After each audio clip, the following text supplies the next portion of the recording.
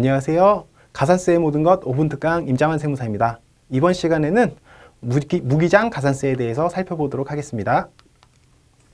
먼저 무기장 가산세를 하기 전에 사업자의 기장 의무부터 한번 정리를 해보고 갈게요. 자, 저희 개인 사업자들이 종합소득세를 신고할 때는 크게 4가지 기준에 따라서 신고를 할 수 있습니다.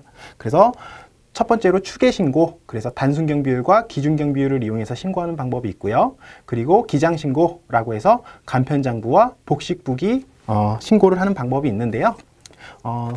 기준은 수익금액을 가지고 나눠서 판단하시면 되겠습니다. 먼저 기장의무 판정인데요. 간편장부와 복식부기를 나누는 기준은 도소매 같은 경우는 3억, 그리고 제조업, 음식숙박업은 1억 5천, 그리고 서비스업 및 부동산 임대업은 7,500을 기준으로 간편장부와 복식부기 의무가 나눠진다라고 보시면 될 것 같고요. 신규 사업자의 경우에도 이 기준이 동일하게 적용된다라고 기억하시면 좋겠습니다. 다만 이제 전기 수익 금액 기준으로 했을 때 도소매업은 6천만 원, 그리고 제조업, 음식 숙박점업은 3,600만 원, 그리고 기술 서비스업 및 부동산 임대업은 2,400만 원을 기준으로 전기 수익 금액을 기준으로 이렇게 경비율이 어디에 해당돼서 어떤 신고 유형에 해당되는지 판단하면 되겠습니다. 자, 그러면은 이제 기장 의무에 따른 혜택과 가산세에 대해서 한번 살펴볼 건데요. 먼저 간편장부 대상자부터 살펴보도록 할게요.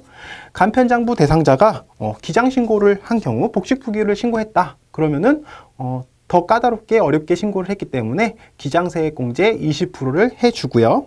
소규모 사업자를 제외한 간편장부 대상자가 추계신고를 했다라면은 이거는 무기장 가산세 20%를 부과합니다.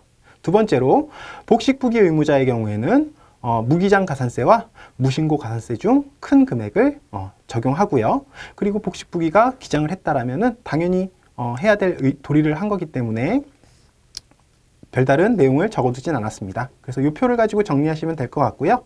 우리 무기장 가산세와 무신고 가산세에 대해서 살펴보면 무기장 가산세는 먼저 산출세액의 20%의 세액을 정하면 되겠지만 무신고 가산세 같은 경우는 산출세액의 기납부세액, 그리고 신고납부세액, 그리고 세액공제와 감면을 차감한 금액의 20%이기 때문에 일반적으로 무기장 가산세를 적용받게 됩니다.